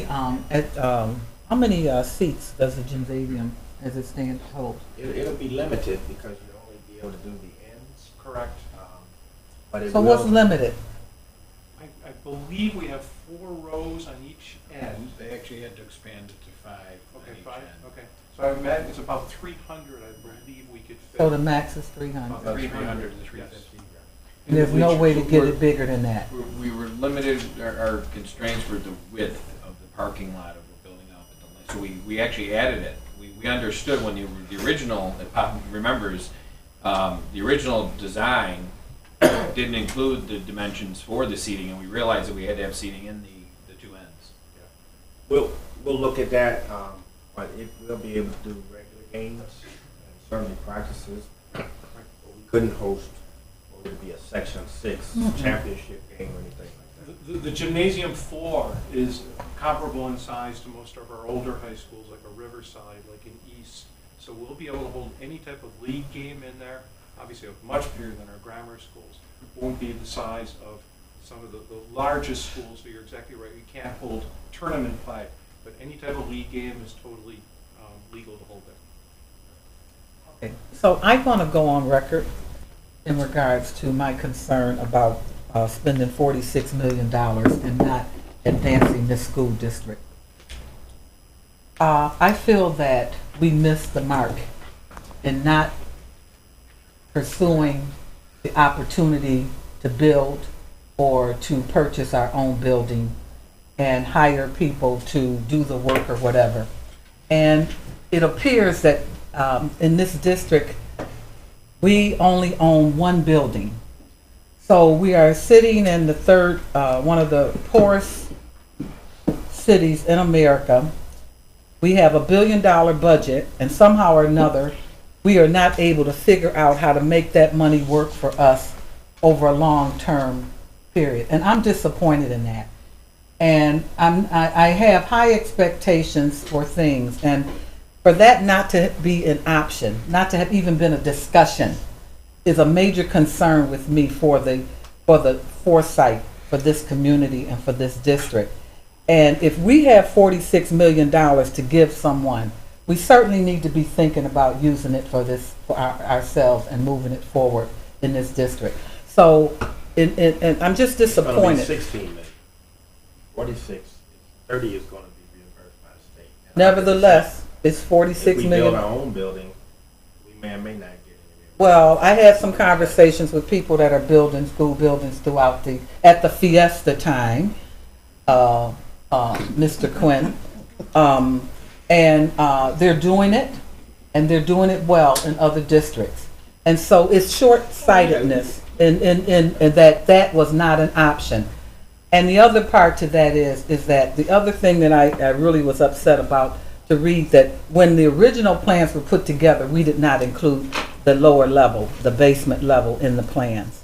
So for me, this is bittersweet that we are not moving forward in this district to stop being renters and start being landlords. That's what my concern is in regards to this.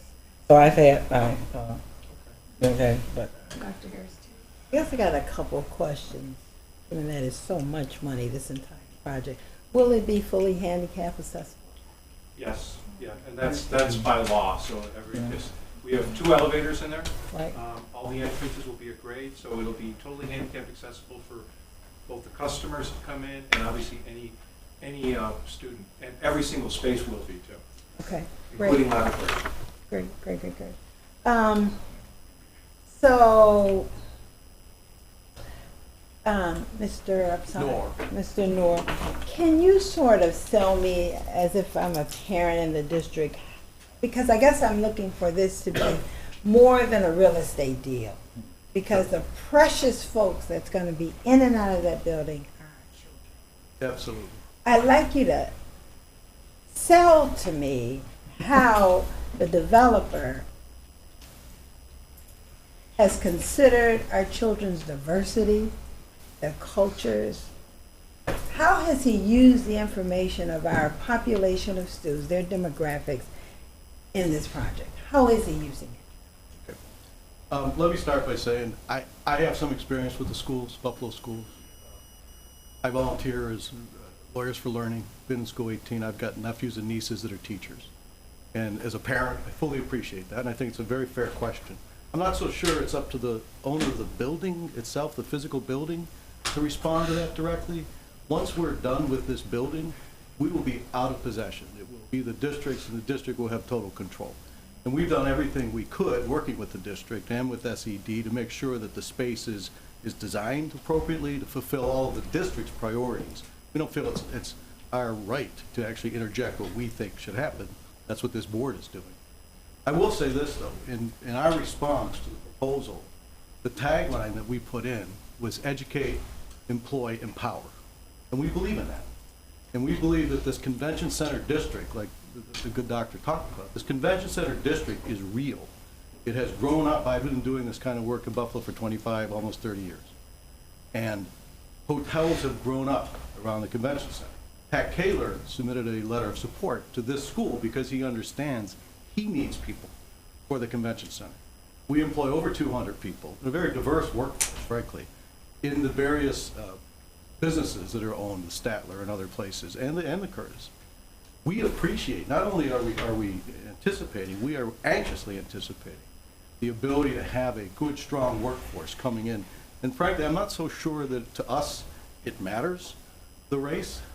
That's really not what we're looking for. We're looking for people that are interested in this work. And we think that this school is a magnet for people that have already put a definition into what they want to do. Students going to this school, as I understand, have already said, you know what, I want a goal. I want to be in hospitality. And not just cooks and dishwashers and whatnot, but in hospitality, and what Ellsworth Statler created when he built the Statler across the street as a profession. And we need that. We need management. We need other parts of hospitality. So not only the convention center and us at the Curtis, but the Hilton, the Embassy, the Westin, all of these places would anxiously await an opportunity. And I hope that we're able to figure out a way to programmatically work together, not just be in close proximity, because that doesn't always cut it. I mean, I've been on a bunch of pro bono boards in terms of finding workforce development, meeting the jobs, and there's always a gap. It's hard to get past. We're hoping that we can find that way. We sincerely believe that this school in this location will provide that opportunity if we work together to put those two pieces together. So, I appreciate that. My Dr. question Chiggs, was, if I could I'd just like to add on to what Bob said. One of the key things, part of our team, Cadeni Architects is a firm that has worked for the district that's very experienced with K-12 design work. Certainly Paul has the expertise here working at the district. So not only does Cadeni understand the diversity of our school population, our student body, Paul does, I do. So when we're sitting at the design table, certainly Bob as a developer, he's coming in and providing a building, he's providing funding for us to create this space, but we're really dictating the programmatic requirements of this building. So whether, to your point, whether it's handicap, whether we need to have something special for ELAs or something for special ed, those things are all on the table as we go through the design process and will be captured and integrated until the ultimate completion of this project. So all those things, I wouldn't expect Bob to fully understand, or the developer, Bob in this case, to understand what the percentage makeup is of DLLs versus special ed or versus minorities as a whole. But that's where we come in and say these are the things that we need in the project in order to support the district's needs. So the district representatives are really giving that definition, and then again relying on the experience that Cadeni has with their long history with the district and long history of K-12 and the needs that are typical of K-12 school district. We got that expertise. So to address your question specifically, we're driving the design. It's not sitting back and saying Bob's going to give us the keys and say good luck with the school. well, thank you, and I appreciate that. However, I didn't talk about race, I talked about culture. And I asked that question because in our district, we're trying to produce creators, not just consumers. So I think the owner should be real clear about who our demographic is. For example, in some of the kitchens in this type of facility, we have children from all over the world. The traditional, and I don't know another word, for lack of a better word, setup for a kitchen is very Western. We have children from all over the world. It may need to change a little bit so that our children from certain areas begin to see themselves and their own entrepreneurship, catering business in that facility as well. If not, we got a problem. Well, in the And that's what the board the one we're has to be designing, concerned I about. agree 100%. And even further, the menu The menu. And the way that looks and what That's right. food we offer. But right now, we're It should talking reflect all real of- estate and Yeah. equipment and appliances. We want to make sure that our families from all over the world in this district has some input in that, because we don't necessarily want a traditional kitchen setup, for an example. Do you understand what I'm I saying? absolutely do. Yeah, no. So, Jim Weimer can That's address what that. I'm There's a saying. pearl. That's what I I'm was just gonna concerned say about. one thing, you know, and Jim's Hi, Mr. Weimer. I've been involved in this for almost 30 years now with the district, and we've seen a lot of great success on Chippewa Street. But I agree with you. The industry changes, the population of the city changes. We have spent a lot of time, Paul and I, with some representatives at Delaware North who operate food service facilities around the world. And so the idea behind what we're doing in this restaurant is flexibility. So it's changeable spacing. It's not anything like the existing restaurant facility, but it's areas within this open restaurant space that can be changed monthly if we want to do it that way. So international cuisines, cooking competitions amongst the students together. Our students with disabilities, that's a huge population, and this is a tremendous area, and will offer tremendous opportunity for them there as well. So that it is absolutely figuring in this. Another thing that I kind of went back and forth with Paul on is that we've created a performance space in the restaurant which can be used for not only food theater, which is what they call some of this stuff now, but also for some of our performing arts bands from around the district to perform in this facility almost on a weekly basis. So there's a lot to it. So there's an auditorium? I'm No, almost but finished. Not quite. there is a space which is like a performance space, which is up above and looks out into the restaurant. And it can be used for food theater. If it's connected to one of the kitchens, which will be open, but it can be used. So if we wanted to have the Hutch Tech Orchestra there on a Friday afternoon during lunch hour, we could do that. Think about it, it's about a half level up, almost like a stage Right. that overlooks the restaurant. Well, that's good to hear, because there's parts in the country that I can go to a restaurant facility, state of the art, that serves and caters to African Americans, all kind of people, and we hope we're developing that here, and that it's not an afterthought. Well, the conversations that we had with Delaware North, what Jim was alluding to, is where the students are actually going to drive the menus, and it's going to be based somewhat on their success when they go out there and cook. See, if you have 3 different types of meal centers out there, what's selling? And it's a contest for the kids. But not just the menu, the facility. Correct. But I like that you said it's flexible and movable, and then folks, students can create the ambiance and create things. Thank you for that, Mr. Weimer. My last question is, you talked about the fixtures. Somebody said that the district would be involved and how money is spent. I think Nate said that with the fixtures. And I'm not, I don't have it all to articulate this well, but after a major project in this district was completed, and once our kids got in and started utilizing the spaces, things were falling off the wall. Things were, we found out that the plugs weren't in the right places. It really wasn't conducive to the kids' learning.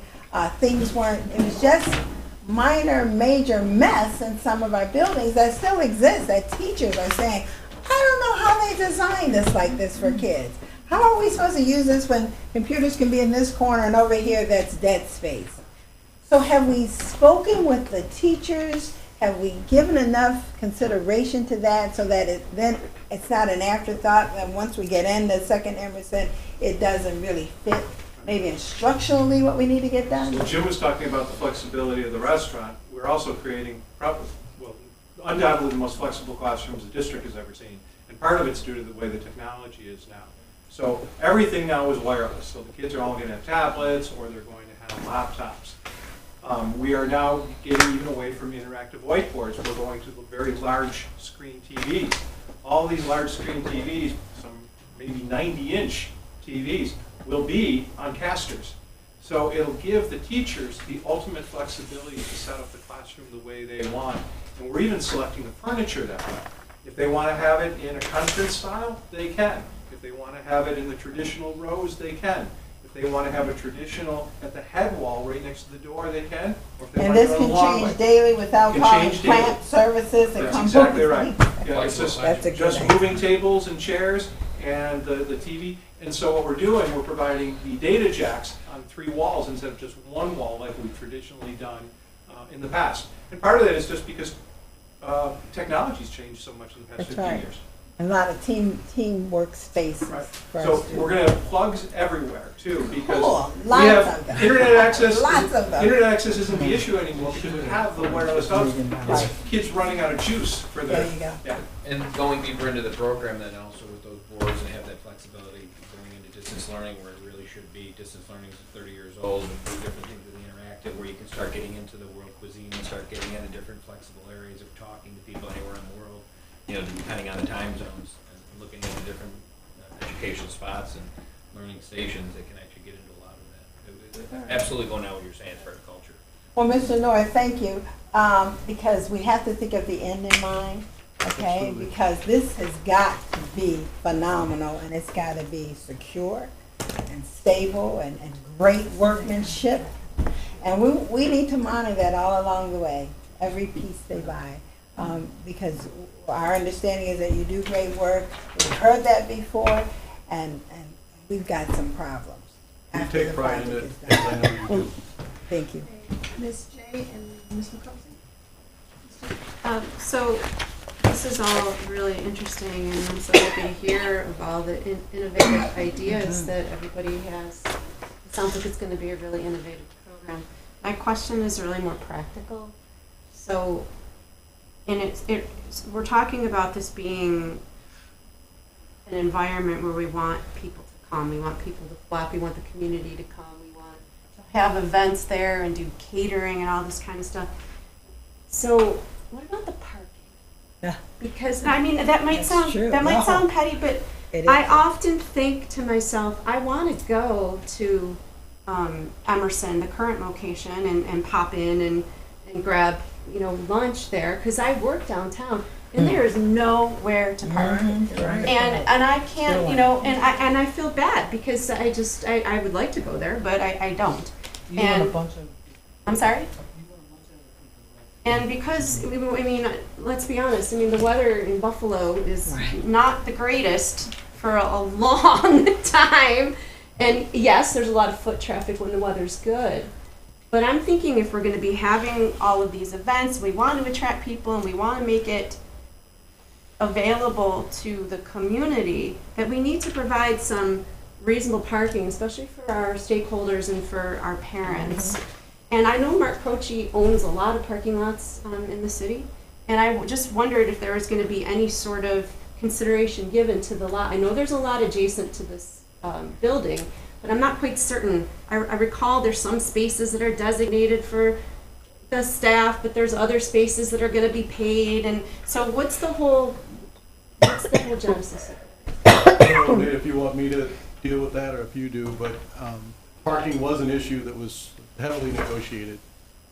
And obviously it's a cost to the district, and the district has other priorities than buying parking, but we do want to make it available. So if you look into the lease, you'll find that there's a lot of flexibility that we built in, including around events, including around making sure that that parking that we're making available, I think there's 93 spaces and 7 reserved spaces that we're making available will be available also for after-school events, not just during the school day, for things that are actually associated with the school. So it was a fairly strongly negotiated point. Well, I'll just point out that the current Emerson on Chippewa Street, we do provide parking too, but that's primarily parking for the staff that works at the building. And I think it's actually solely for the staff. You and pay the same- for, we pay We do, we pay. the I believe it's the developer? Osberger lot. That's right, yeah. plan We pay the through Osberger. Arc and Development, right. And this lease agreement's the same. We are parking for primarily the staff. There will be 100 tags that are given. The landlord has indicated that if there are parent-teacher conferences, for example, there are events that the staff will be able to park into the evening if we provide prior notice. There are also 7 spaces included in that are 24/7, including 2 handicap accessible spaces. But that parking, because there is a cost associated with it, is not being purchased for the community at large. It is primarily for staff and people that work at the building. Well, that's a place where the owner could get involved to show that his lens is focused on our kids and their families, because there will be events there. It's going to be a school that parents need to come to. Now, there is a place. Should I call him up? Where's that in the contract? Shall I call? He wants to meet it's with an you. issue, I because this don't is a wanna downtown location. Yes, thank you, Hope. Make it happen. Thank you, Hope. I think we should be talking to him. So this what are the week hours about of that. parking? Absolutely. I'll make it happen. What are the hours Did of you just say parking? you're gonna make it happen? Come and So get the it. meeting- Oh, the meeting, Thank you, thank you, thank you. 6 to 6, 6 to 6? with the understanding that if there Special are events. special events after that, and we provide notice to the landlord that there will be, then we can utilize the spaces for later periods. Yeah, see, because teachers You talking Go about the home. 7 spaces? and then they'll leave 7 or a 24. good number of spaces Oh. available for community. That would But be not- free. but not No. guaranteed. If, Not after if we 6. work it Not out. after. Yeah, we should work that out. We should meet with, Mr. Okay, Ms. McCosey's been waiting, so we can get her, and we can come back to this. So. Maybe I shouldn't have waited, because now I got questions based off your questions. Oh, good. So the one thing I want to know is what type of advocating are we doing for these students within all these hotels and restaurants and everything that we're talking about?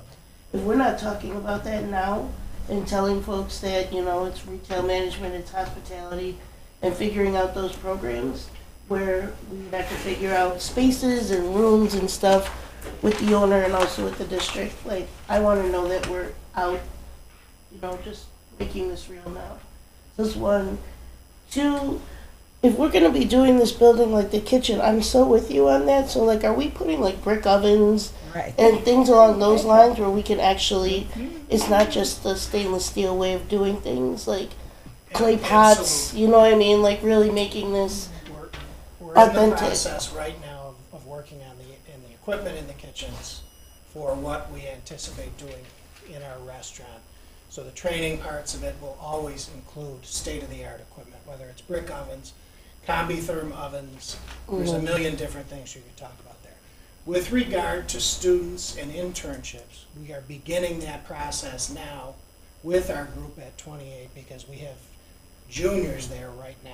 So next year, we have to start to implement some of these internships. So we're making contact. We have Kathy Heinley's department, in addition to some of our culinary staff, making contact with different employers in the area. So the Weston, I know Debbie Stokes, who's the principal at Chippewa, was meeting with Delaware North this morning. Okay. So absolutely, we're on to that, and we realize, I've talked to Dr. Nevergold about this, that we have to give those students at School 28 who are going to be seniors next year a meaningful experience. Whether that's out in the field, whether it's an experience and we find a way to bring them to Chippewa Street, we have to live up to that, and we're working on that now. Are we working with the students to get their input as to what could be the best facilities or whatever you need in the kitchens or just physically in the spaces for the new building? Like the ones that are, you know, what do they want to see for the next class that's coming out? What do they want to see in something like this? Are we really integrating their input? So they've only been in the kitchen really for about a year at School 28. Mhm. We're I'm just. saying in general, like Emerson, because it's no matter how we want to put it, it's like this campus, so to speak, right? So if you're in, to me, not, I'm not saying it's not happening, but if we don't have it diligent on paper, so the press can be like, look, they're talking to the students too. If they don't have input into this, like gajillion-dollar project, like then what are we? How are we really integrating their voices? You And see the what I'm saying? restaurant business is like that as a whole. So you have to. Yeah, that's where I come from. That's why I asked. Right. So if you're not listening to your customers, and our customers really are our students. Well, that's, I just wanted to then make sure. They're not gonna come. So absolutely, we're not really at a point where we would do that at this time because we haven't designed equipment and everything else in the spaces, other than that they're going to be very flexible and they're going to have a lot of student input as to what is served in there. Okay, the parking lot that they just built over on, across from Hutch Tech, is that privately owned or is that accessible to work with too? The one that Rachel's is in, and it's across from Ted's. Across from Ted's. Yeah. That's the last. Yeah, Uniland owns that lot. They own the building. Was that a consideration for parking or conversation? I don't I think know. it's like a huge space. We can look into It's that. a mess over there. It's absolutely a mess. Calling police on kids. Right. I see it, my daughter works at Hut Shack, so I'm like, this would be a perfect space if they, or works not at Hut Shack, at Ted's, so. There's that, and then. Ted's Hut Shack, same. Yeah, same thing. They end up over there, right? Right. With the apartment, unless I heard this wrong, whoever is chosen, or even though they have separate metering and it's not supposed to be, accessible to the school, why haven't we negotiated that we have the choice of who that's supposed to be, instead of being, backing it up in case we don't like who it is, then we have a say? Why don't we have a say from jump? Well, ultimately, we have the ultimate say, because the district has the right of first refusal, so if they're going to rent it to somebody, after it's advertised, then we can step in and say, we're going to rent the property if we, for whatever reason that may be. And it may be that we're not comfortable with the individual. We ultimately can't dictate who they do rent it to if we choose not to rent it. So why didn't we negotiate in the lease the rental amount in the event we want to rent it? It's a 15-year lease. I don't know what the fair market value of property is going to be. I don't really care at $46 million. We ought to be able to have it our way sometime. I mean, my question was just strictly You know what I'm because talking about. we're talking about the students and accessibility. I understand separate metering and the whole nine. It's just for me, it's kind of to Teresa's point around the culture that we're trying to build and putting that message out that we have, we have the say of who stays in that building as opposed to the owner. I mean, let's not beat around the bush. It's not the best one, I'm not even gonna go there. And then you said that the plans were already submitted to who? And then they brought it to our attention? So the State Education Department has received all the plans for the project as well as the lease, and they have okayed the project and the lease. And you said something about when the plans will be completed. When is that? Do you have the final plans and Right. specifications? What we did when we sent it, I'm sorry. That's okay. When we sent in the lease, we sent in the plans, basic schematic plans, how the classrooms are laying out, the codes, how the exiting is. And the State Education Department had some comments on those. We are in the process of updating those comments, and we have every intention of having those probably approved within the next week or so. They're all easy things. It's like when you go get a building permit. There are certain things that the building inspector points out. That's the point we're at now. I think, so that's like my last statement here is, the board, a lot of times that we come to the table with all these questions is because we don't know things like that. We don't know that there was a plan that was put in place, that there were comments to that is already being addressed, and we get them after the fact, right? So me asking, you saying that there's simple fixes, if we would have known what those fixes were, maybe some of these questions wouldn't have came to the table. So just a bullet point when they come up. I don't even know all of this stuff. It's news to me. Right. I mean, I just feel like for transparency's sake, for team building's sake, that if we have a lot of these points. Oh, I'm not saying you are. I'm just saying twisting the culture. Maybe we should start looking into what, the question top of our heads is, do you think the board's going to have an issue with this?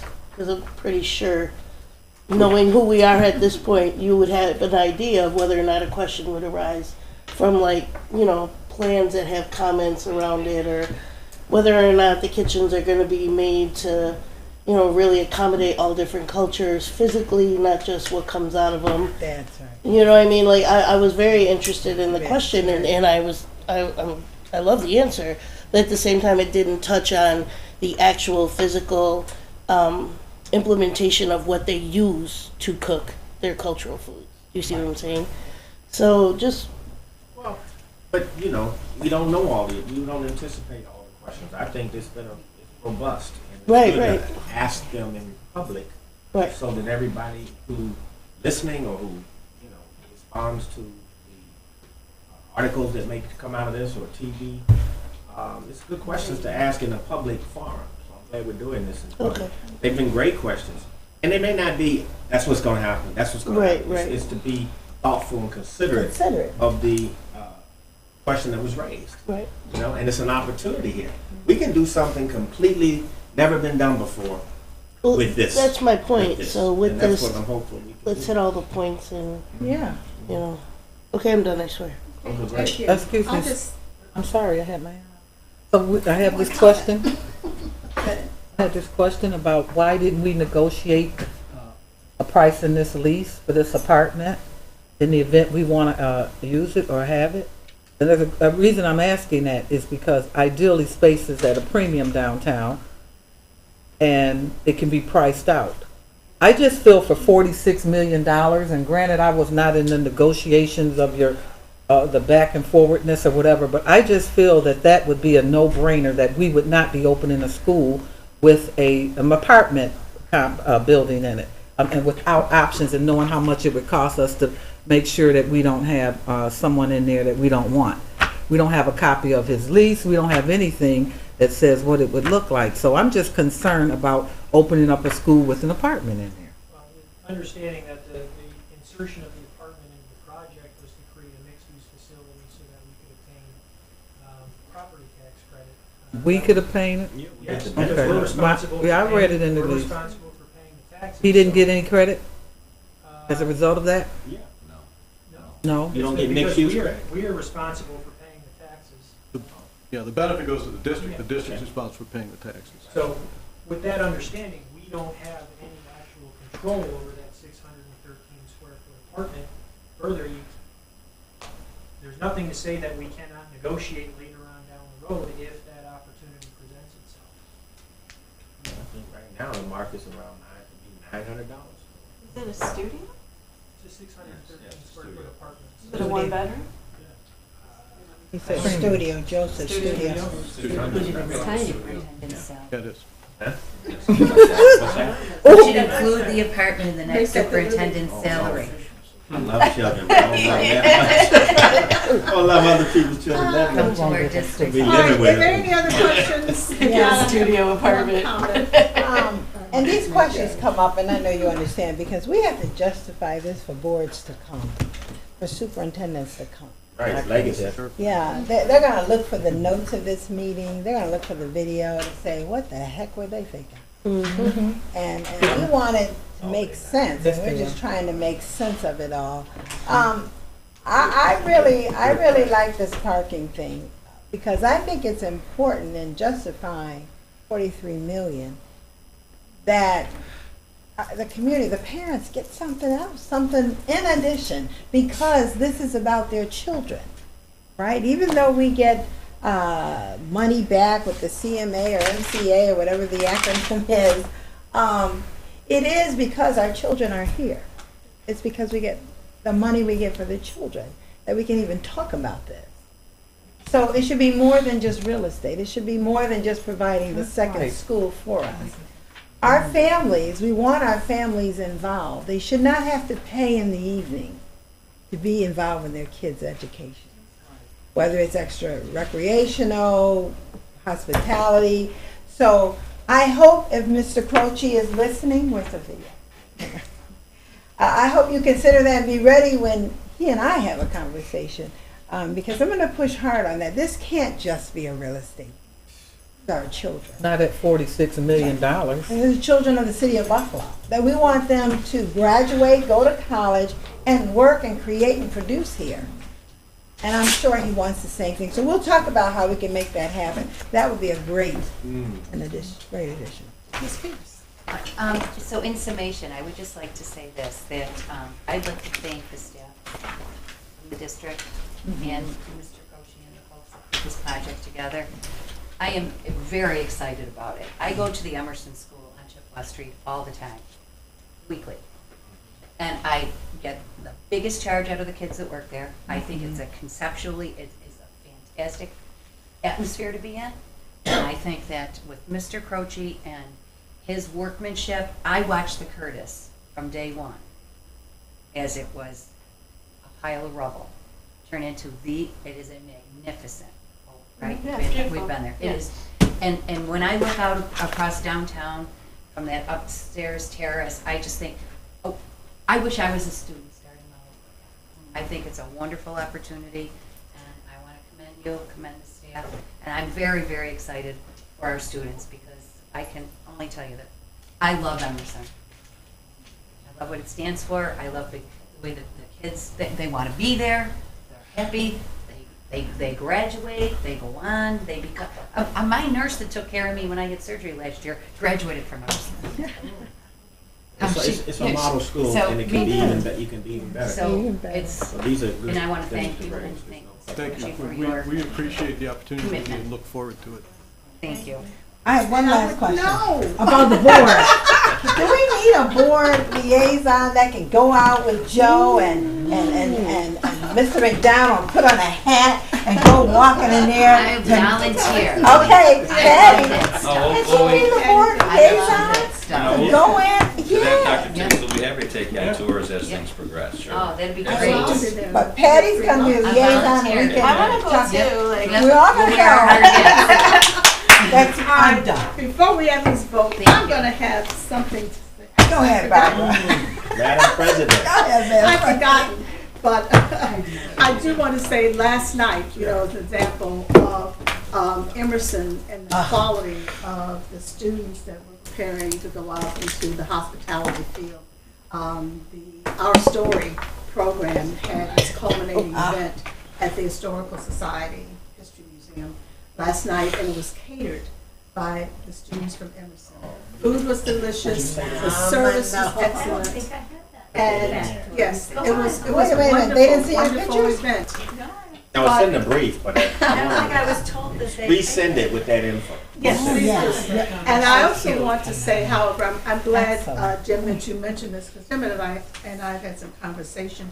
The Emerson 2 students are already here. Yeah. They are in their junior year now. Those students, we don't have to go out and recruit anybody. They're here, and they're waiting for that facility, and they deserve that facility. So I am really happy. I believe we're going to have this vote in a minute, and it'll be fine, that we prepare this, that the students are already prepared, and they're already identified, and we'll get more students. But, we talk about Emerson 2 and the students coming, they're already here, folks. So we just have to make sure that we They're are gonna be giving them the graduating best, once we don't get yes, the best facility possible, because yes, there will be a group that will have graduated, and I was very concerned that they have access to state-of-the-art materials, to state-of-the-art preparation that we can't provide. I know they're bad. You always so bad. That we can't provide where they are now in the old school 21. So we need to move forward in the interest and in the service and on behalf of our students. So with that, I would like a motion, please, to accept this lease. Do I get a motion, Well, Patty? it's actually a motion on the resolution. Oh, I'm sorry. Well, I'm trying to move forward. A motion on the resolution? For the lease of For real lease of property. real property located at 75 West Huron Street. Moved Ms. Pierce. Is that Seconded this huge thing here? Ms. J. Can I have a roll call, please? Yes, Madam President. Mrs. Belton Cotter. Yes, with exception. No, yes. Dr. Harris. No, yes. With the exception that Mr. Croce consider the parking concerns for our families. In evening events. In evening events. Absolutely. I'll take that one too. Put me down. So, I guess my vote is this way until I talk with them. No. No, you vote for it and then say Yes. yes. Yes. Ms. J. Yes. Ms. Posey. Yes. Ms. Pierce. Yes. President Neverville. Yes. And the resolution passes. That's a big deal. Thank you all. Thank you, Mr. Lord. Yes, we just bought a $46 million stable. Yes, we did. Stable. Before we end this session, I would just like to say that I was in contact with Mr. Casserly, and he's available the first or second week in September this year. So would you please look at your calendar so I can confirm that with him? First and second. Oh, How many that's days are we thinking this is going to be? one day for sure, possibly. We're talking like 2 full days, like to take off work and everything. We try not to do it off work. You can do it on a Friday afternoon, or you can do it on a Saturday. You don't have to do it on a work day. 2 work days is a lot. Well, that's why I'm asking. Isn't that contract is due in September? Let's do a Saturday, wouldn't that help I mean, I those could who do a work? Friday and a Saturday. Don't have it due in That's September. fine with me. People take off a Friday and a Saturday. Oh, that's fine with me, that would help. All right. We get this done, and Did you then hear this, Barbara? No, I'm sorry. A Saturday We wouldn't could bother me. take off a Friday and do it on Yeah, a Friday and a that's Saturday. Yeah. All right. Yeah. Saturday would be fine. they're I'll do it Labor Day weekend, They're in the recess. the last holiday of the summer. No, it won't be Labor Day. I have, make a motion to adjourn. I think business is. So moved. Second, all in favor? Mr. Weimer, deal. would you let them know we were so pleased last time?